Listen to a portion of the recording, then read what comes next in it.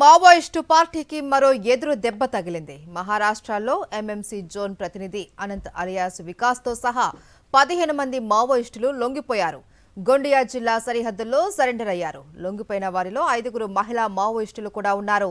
Anant alias Vikas పై కోటి reward ఉంది. జనవరి 1న సాయుధ విరమణ చేస్తున్నట్లు నిన్న లేఖ విడుదల చేసిన కొన్ని గంటలకే లొంగిపోయారు.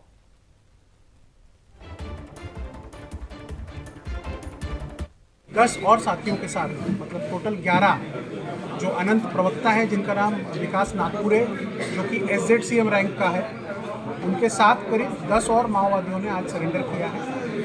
उसमें 7 वेपन्स भी उन्होंने समर्पण किए हैं, जिसमें एक SLR, एक इंसास, एक AK-47, 2 303 और 12 बोर वेपन्स इसका समावेश है। ये सभी नक्सलवादियों पर मिलकर महाराष्ट्र शासन ने 89 लाख इतना बख्शीश जाहिर किया था।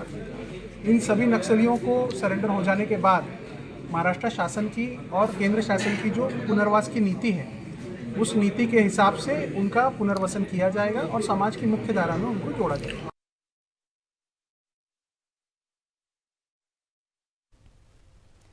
మావోయిస్టు పార్టీకి మరో ఎదురు దెబ్బ తగిలింది. మహారాష్ట్రలో ఎంఎంసీ జోన్ ప్రతినిధి అనంత్ అలియాస్ వికాస్తో సహా 15 మంది మావోయిస్టులు లొంగిపోయారు. దీనికి సంబంధించి మరిన్ని డీటెయిల్స్ మా ప్రతినిధి మహేందర్ అందిస్తారు. మహేందర్. మహేశ్వరి, మావోయిస్టు పార్టీల లొంగుబాటు ప్రక్రియ కొనసాగుతుంది.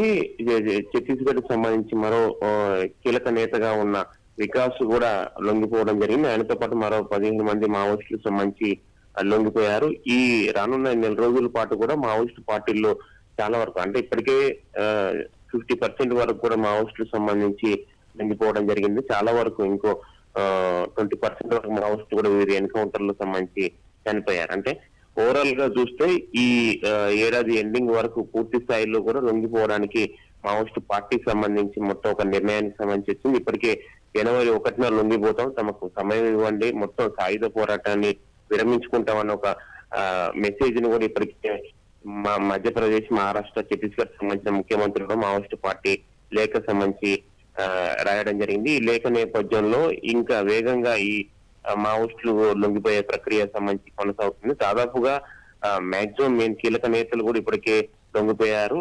అయితే దేవిజీ విషయంలో మాత్రం పార్టీ పొలిటిక్ బ్యూరో సభ్యులుగా ఉన్న, పార్టీ చీఫ్ గా ఉన్న దేవిజీ విషయం మాత్రం ఇంకా కొంత సస్పెన్స్ కొనసాగుతుంది. దేవిజీ పోలీసులు అదుపులో ఉన్నారని కూడా మావోయిస్టు పార్టీ ఒక లేఖ విడుదల చేసిన నేపథ్యంలో దేవిజీ విషయంలో కొంత స్పష్టత రావాల్సి ఉంది. మొత్తం టోటల్ గా వాళ్ళు అన్ని విధాలు ఇప్పుడు ఉన్న పరిస్థితుల్లో ఆపరేషన్ కాగారు సంబంధించి తట్టుకొని నిలబడడం చాలా కష్టం అనే నిర్ణయాన్ని కూడా మావోయిస్టు పార్టీ మొత్తం ఒక కీలక నిర్ణయానికి సంబంధించి వచ్చింది. టీంలో భాగంగానే వాళ్ళంతా కలిసి ఈ నిర్ణయానికి సంబంధించి తీసుకున్నారు.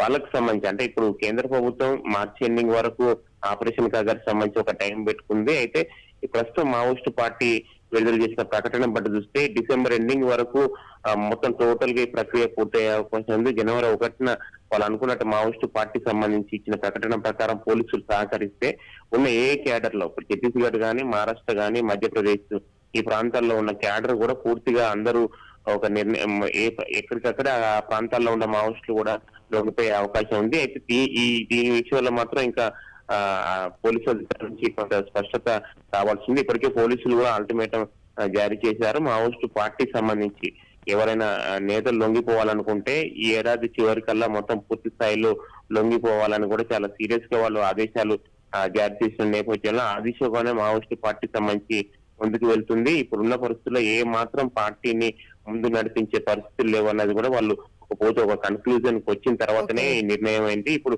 వికాస్ కూడా చాలా కీలకమైన నేత. వికాస్ సంబంధించి లొంగిపోవడం కూడా పార్టీకి సంబంధించి పెద్ద ఎదురు దెబ్బగా మనం పరిగణించాల్సి ఉంటుంది. మొత్తం 18 మంది కేంద్ర కమిటీకి సంబంధించిన సభ్యులు ఉన్న వాళ్ళు దాదాపుగా కేవలం ఇప్పుడు 2 మాత్రమే మిగిలారు. అందులో దేవిజీ తిరుపతితో పాటుగా మరో సంబంధించి కేంద్ర కమిటీకి సంబంధించిన సభ్యుడు ఉన్నాడు. దాదాపుగా అందరూ ఇందులో కీలక నేతలు ఇప్పటికీ 8 మంది కేంద్ర కమిటీ సభ్యులు లొంగిపోవడం జరిగింది. మరో 4 కేంద్ర కమిటీ సభ్యులు కూడా ఎన్కౌంటర్ లో ప్రాణాలు కోల్పోవడం జరిగింది. మొత్తం టోటల్ గా కీలక నేతలతో సహా మా పార్టీకి సంబంధించి మొత్తం చెల్లాచెదురైన నేపథ్యంలో ఈ ఏడాది చివరి వరకు మాత్రం లొంగుబాటు ప్రక్రియ అనేది ఇంకా వేగంగా జరిగే అవకాశాలున్నాయి Maheshwar. Right, thank you Mahender.